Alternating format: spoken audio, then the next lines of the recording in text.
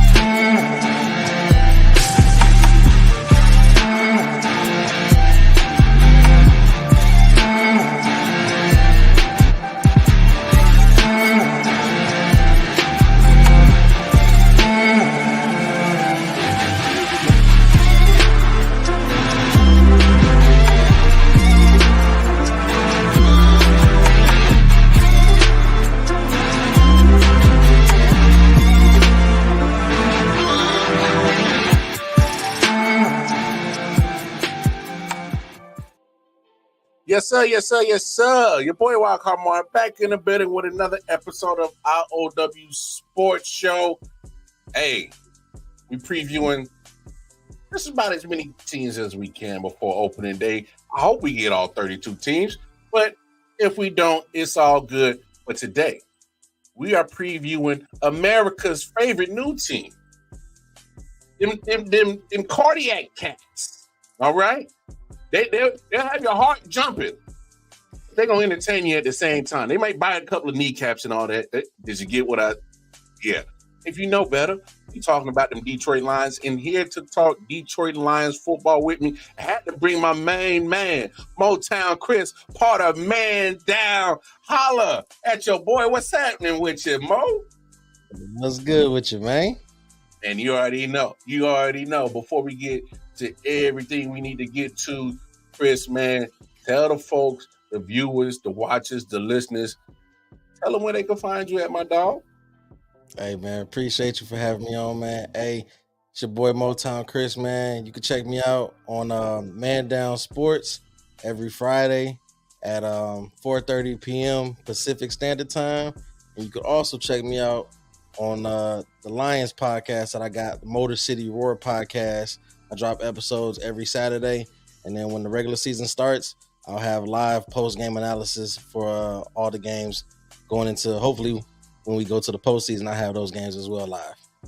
Ooh, you heard the man. Y'all tap in with my bruh, Motown Chris, all the fellas and ladies over there at Man Down, man. Great content. So, hey, man, let's get to it, all right? Let's do it. For some reason, y'all been making Arrowhead, y'all home, not only regular season or preseason. We ain't gonna talk about that. We ain't gonna talk about that. Right. We leave that one alone. We ain't gonna talk about that. But I will say this. I thought that was a good start for you guys last year. And it, correct me if I'm wrong, I kind of thought that it built momentum going into the whole season. I was able to kind of stack that, use that as a kickstart, and just surprise a lot of teams. So let's just talk about this. Obviously, you've been a lifetime Lions fan, so you've been through the downs. You've been through it. Yeah, you've been through it. So just speak on that, on all the trials and tribulations you've been as a fan to where you guys at now. Go ahead, speak on it. Everybody knows just what the Lions have been through. The first 0-16 team, the John Kitna days, Dan Orlovsky through the back of the end zone, Jim Schwartz.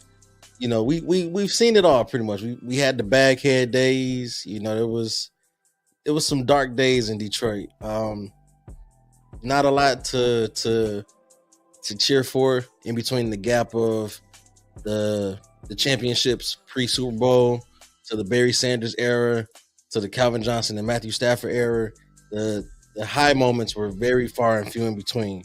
Mm-hmm. So to the ones that have been loyal, have been down since day one, the last 3 years have kind of been a tipping point. And I think last year that opener against you guys in Kansas City was just like the revelation of what we already knew and what we saw.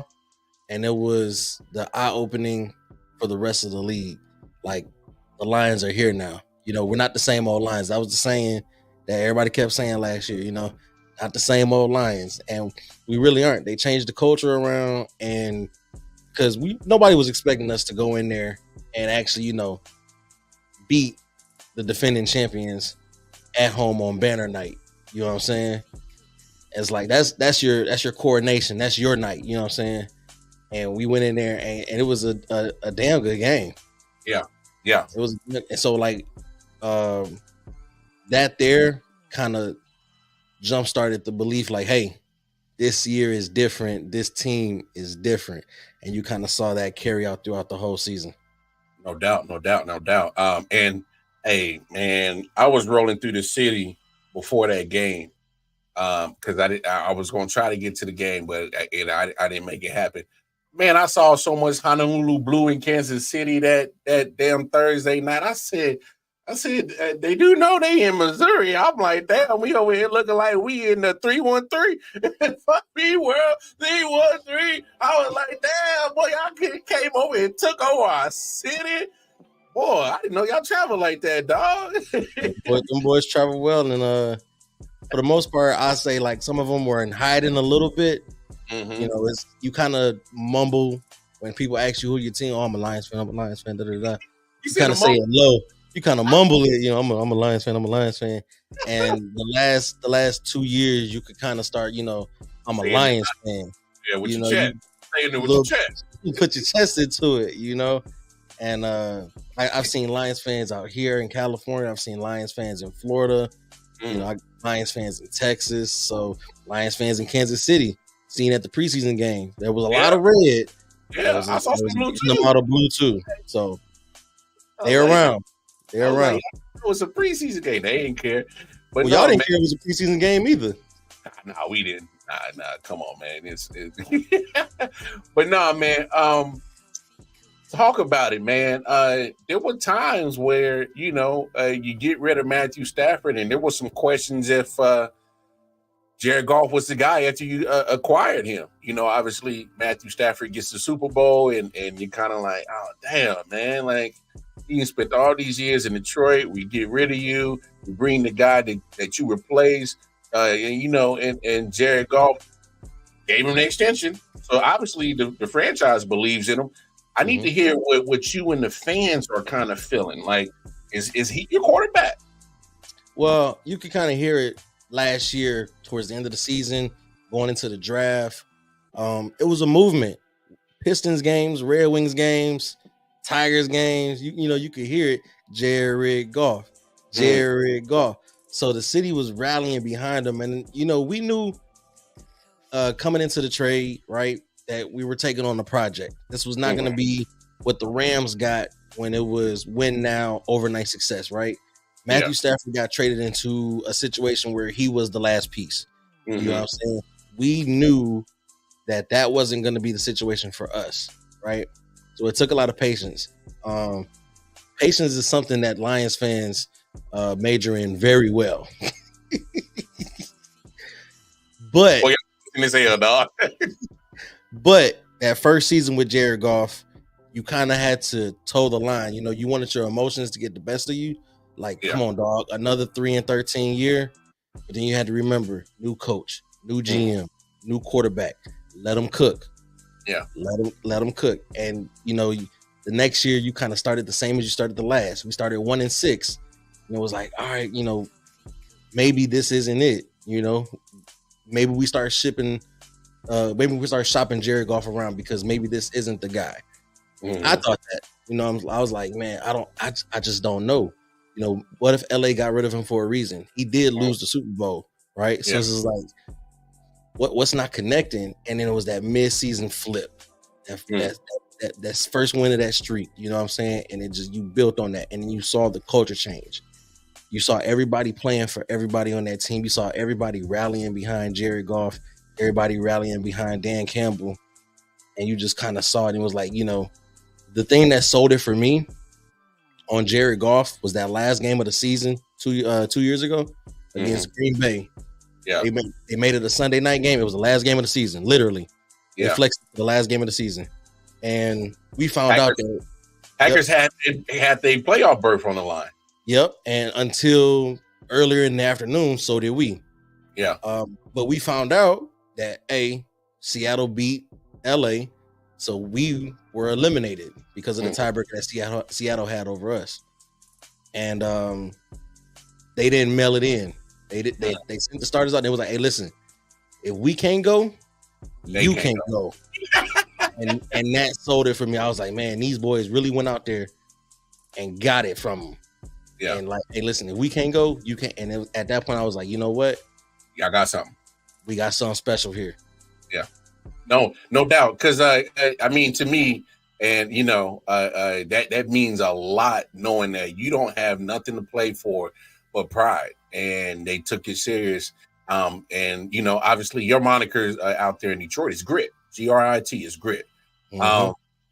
What makes y'all so damn gritty, man? I mean, just literally, there were times in the season where I'm like, man, is it the same old lines? And then next thing I know, y'all do the total opposite to make me second guess on exactly what team I'm watching, man. What makes y'all so gritty, man? I think it's the fact of what Dan Campbell has brought to the Lions.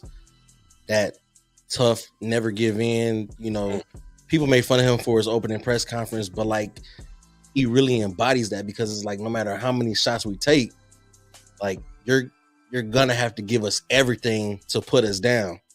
And if you give us everything and we're not down, we're gonna win. So it's like, you gotta fight for that next level, that you got to reach that next level, find a level that you didn't know you had. And he put that in the guys, and the guys buy into that. It's not like, he's selling wolf tickets. You see it.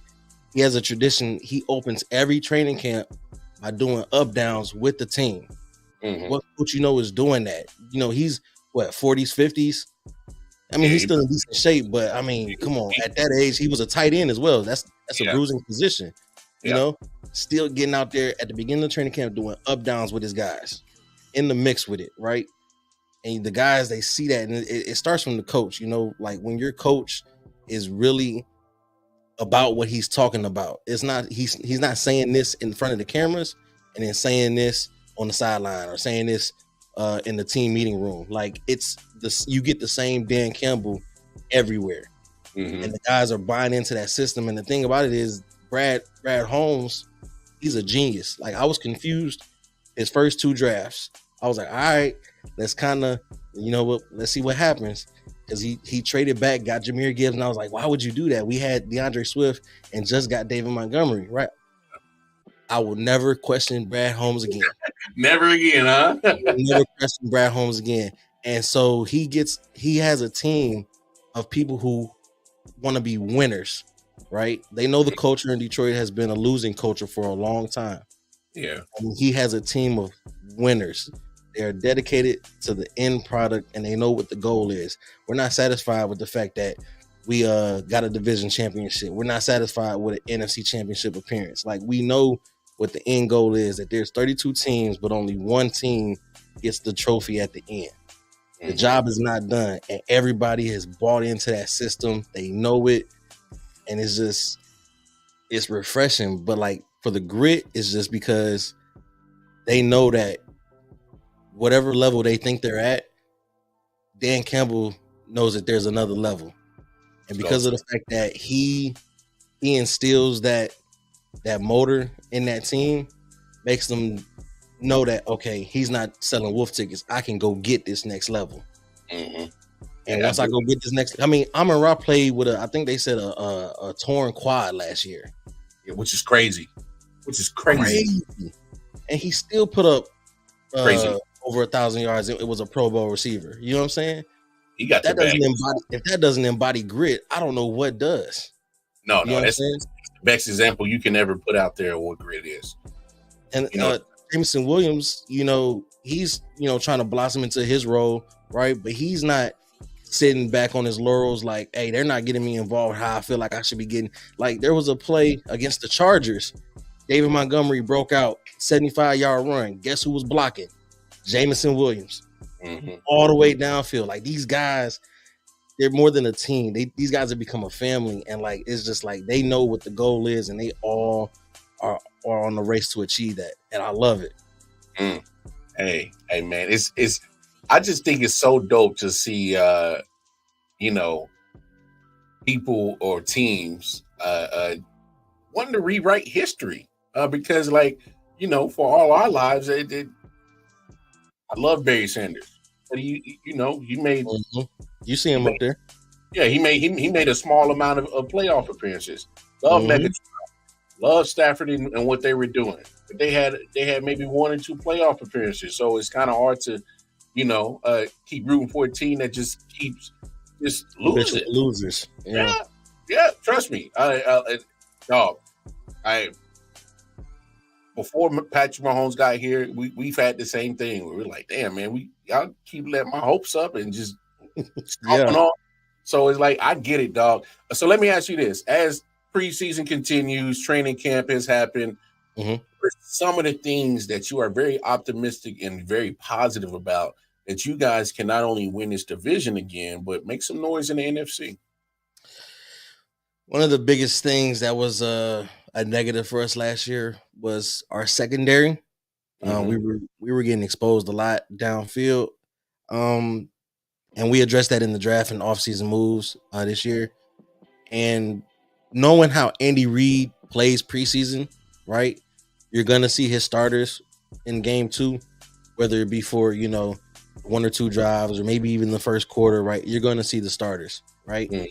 What better barometer, what better test than a high-powered offense like that to test against this new defense? And we didn't play we didn't play all the defensive ones, but we played the new guys, right? New pickups, the rookies, our offseason acquisitions, and some of the guys that second, third years trying to make the roster.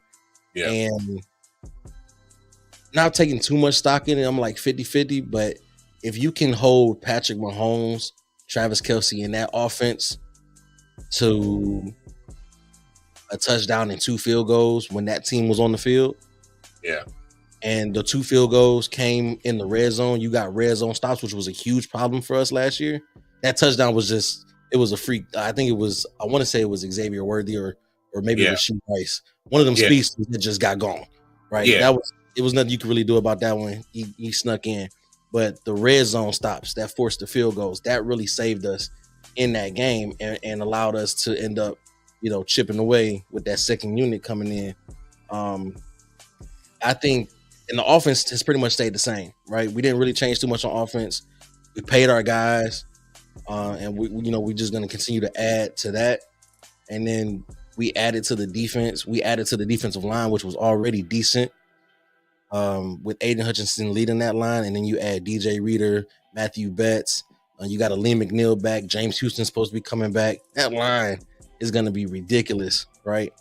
So you get that line healthy, you add the secondary, and I think it's just like, now you looking, it's like, man, what weak spots do they really have that you can expose consistently throughout the game?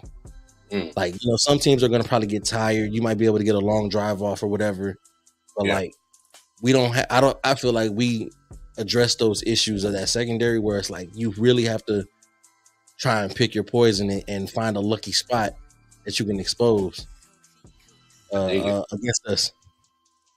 Hey man, hey, you guys are definitely gonna be a tough out, but let's keep it real though.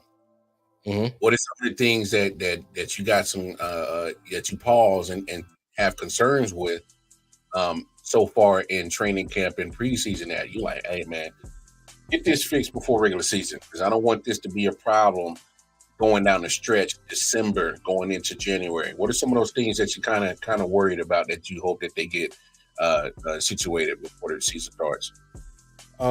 Definitely need to address hierarchy in the wide receiver room for sure.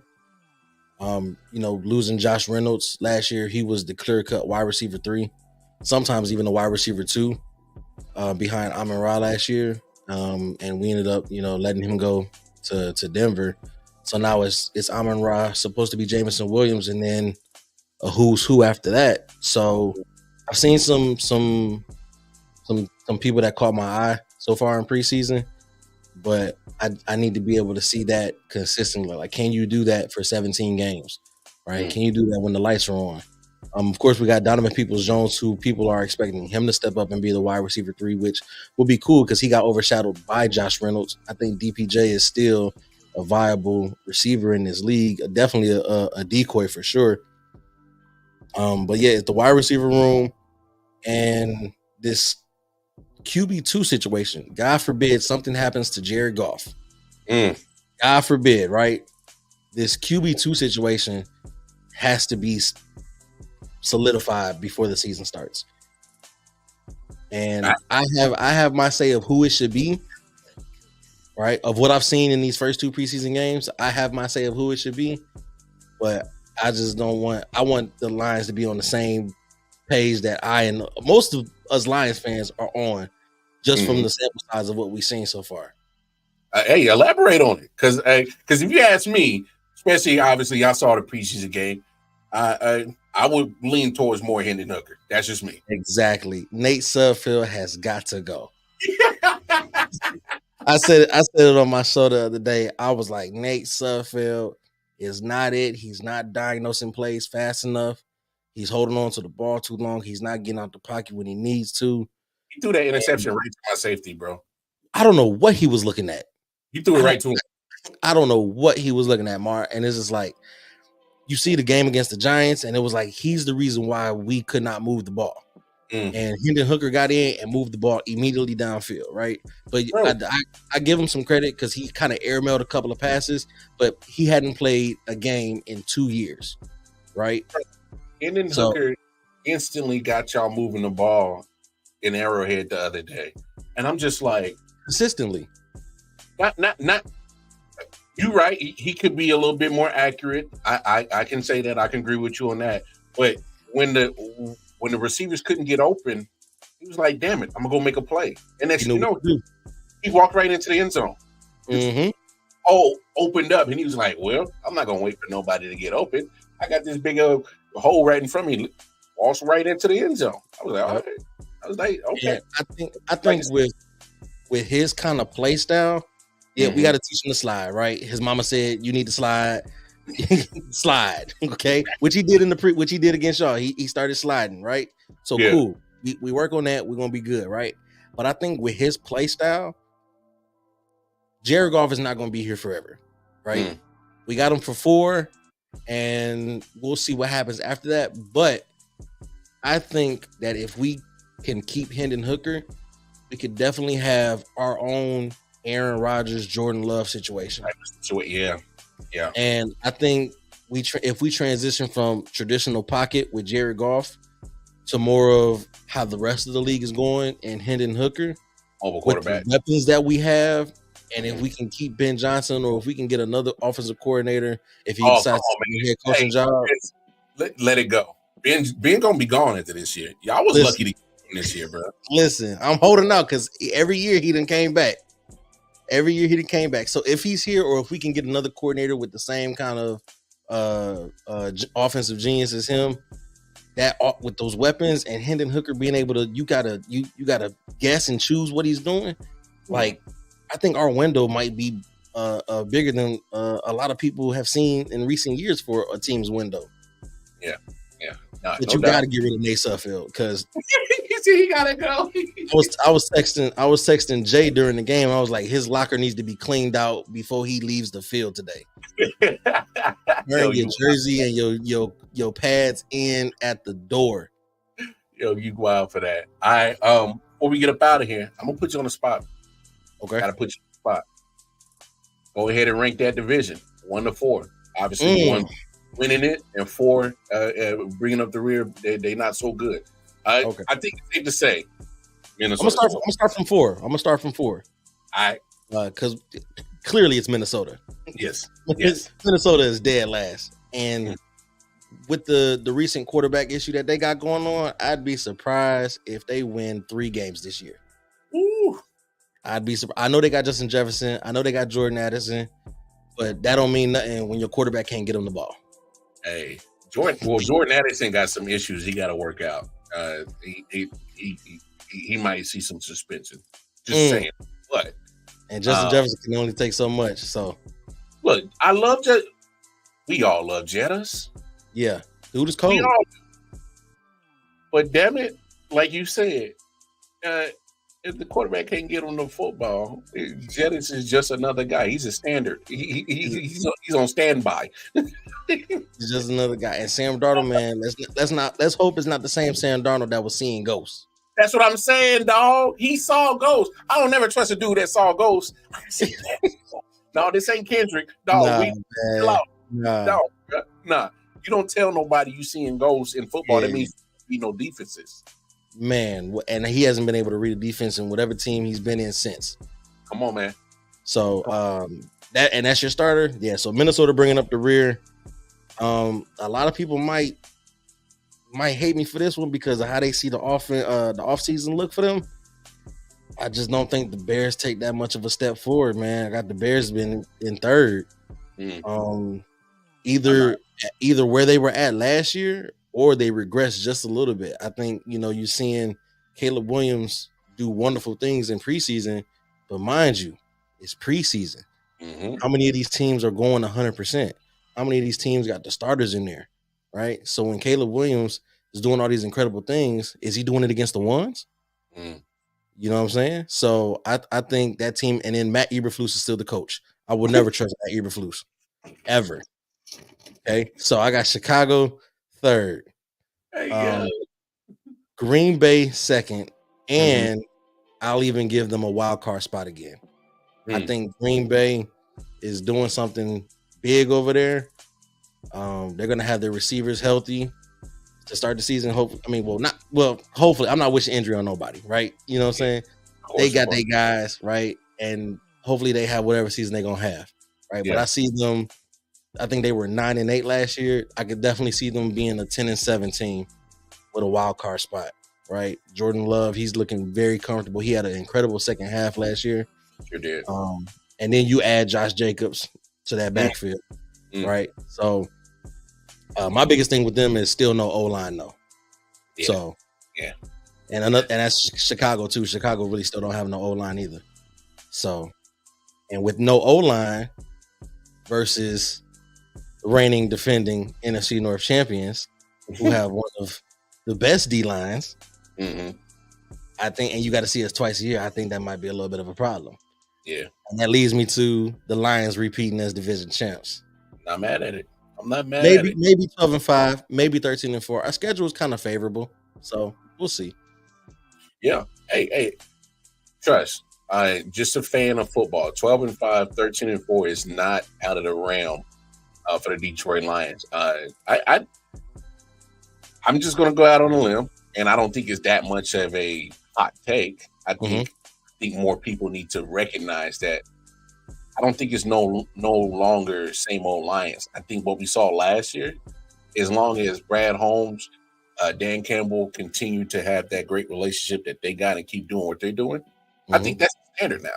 I think that's the standard. It's competing for the NFC crown. I think that's the standard now, which is, it happens. I mean, I'll be honest. I didn't know the Chiefs were going to win the Super Bowl. I thought I'd never see it. I'm being dead serious, Chris. I thought I'd never see it. Now, my standard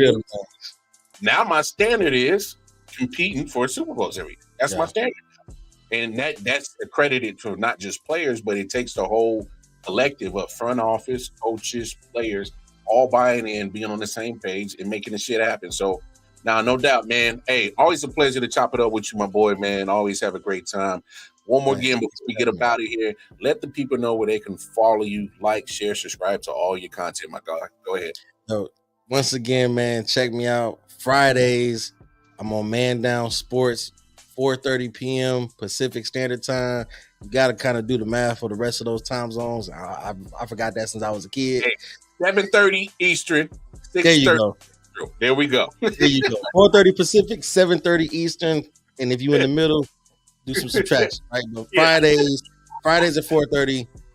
Man Down Sports. You can type it in on YouTube at Man Down Sports, and you'll see us. We talk basketball, football, WNBA, and it's good content over there. And then my own very solo Lions show, as you can see right there underneath my name, at Motor City Roar Podcast. You can type it in just like that on YouTube. And I drop episodes every Saturday. Try to get them out around noon Pacific time. And then, like I said, when the regular season begins, I'll be doing post-game analysis, live post-game analysis for all those games as well. Hey, you heard that. Make sure y'all tap in with my boy, Motown Chris. Y'all know where to find me. I.O.W Sports Network, all the social media platforms we got at the bottom of your screen. Or you want to chop it over with me personally, scoop my finger over right there under my name. Go on over to my Twitter page. Y'all know me. I'm like a Jamaican. I got more podcasts and jobs. So just go on over there. Twitter page, KC Wildcard Mar, and follow all my content. On behalf of my guy, Motown Chris, I'm Wildcard Mar, another I.O.W Sports show in the books. Until then, take care of yourselves. Take care of each other.